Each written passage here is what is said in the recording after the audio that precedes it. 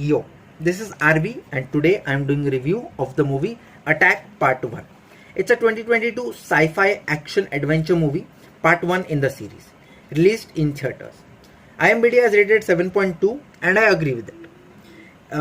By the way, I am providing a link for a third-party Android-only video streaming app called Picasso.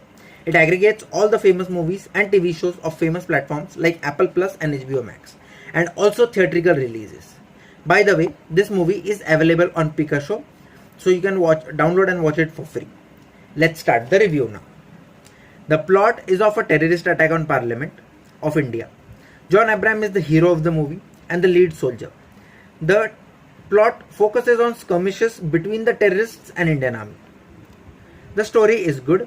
John Abraham is a part of elite soldier squad, but when off duty, he is caught in a terrorist attack and gets paralyzed.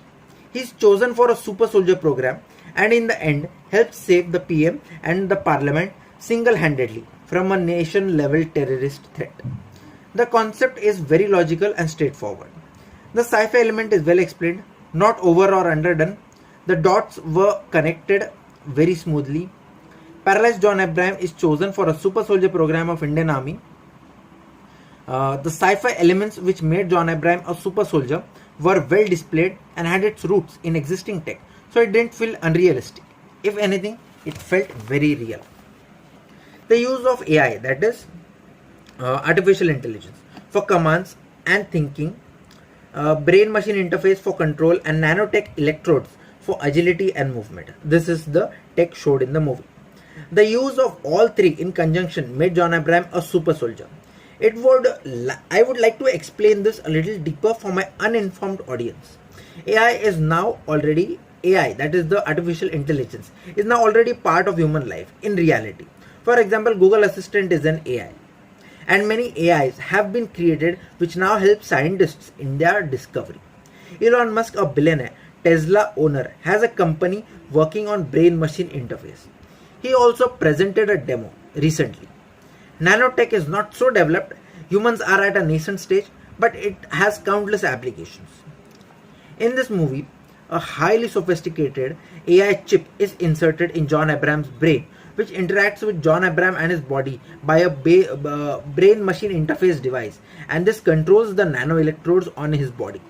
The nano-electrodes are like shield, an army of millions of nanorobots which are controlled by AI, which in turn is controlled by John Abraham's brain. So he can do movements never done before with high accuracy. The AI has access to mainframe supercomputer from where John Abraham can access critical data. So in short, he is like a humanoid. Let's talk about action now.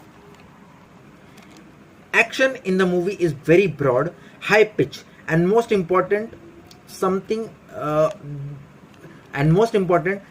which is very plausible in the realm of a super soldier. It never gives the feeling that the action is overrated or is not possible at all. The VFX and the action scenes are very entertaining and catchy. Audience will love the action. Let's talk about script now. It's fine, nothing very special. Let's talk about acting now. John Abraham was a perfect choice for this movie.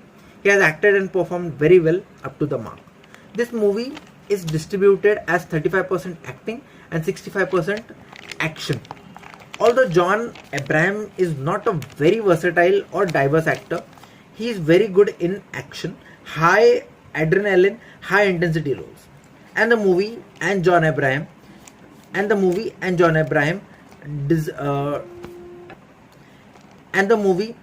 Abraham delivers just that. Rakul Preet Singh has played the role of the inventor of this program. Her role is limited but important and has acted well. I also want to talk about AI. The AI, that is the artificial intelligence of the movie, has catchy dialogues, but her participation as an entity and her dialogues are low. I would have loved to see the AI having more participation and dialogues. It would have added a new entertainment dimension to the movie.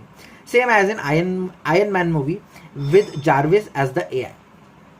Let's talk about direction and cinematography now. they were very critical in overall success of the movie. The movie's innate character of high intensity and high performance demanded high degree of direction and cinematography, and both were delivered with flying colors.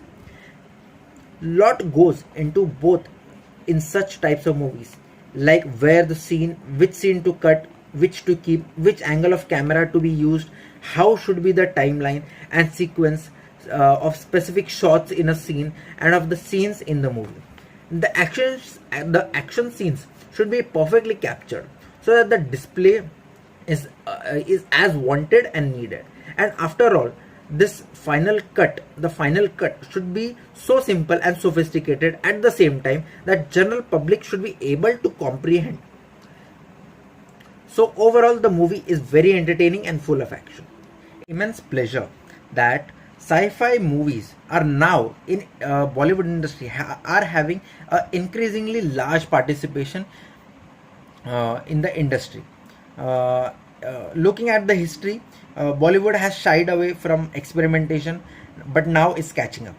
And it is even better that even low budget movies are able to come up with catchy sci-fi ideas and proper sci-fi concepts and tech and the VFX to show in the movie. This shows that the affordability of sci-fi and tech setup in Bollywood industry has increased, which will give more opportunities for more and more directors to make more sci-fi movies and a boost. Let's do the ratings now. My Critics' Choice rating is 7.2 out of 10 and my People's Choice rating is 7.2 out of 10. I end my review here. Ciao!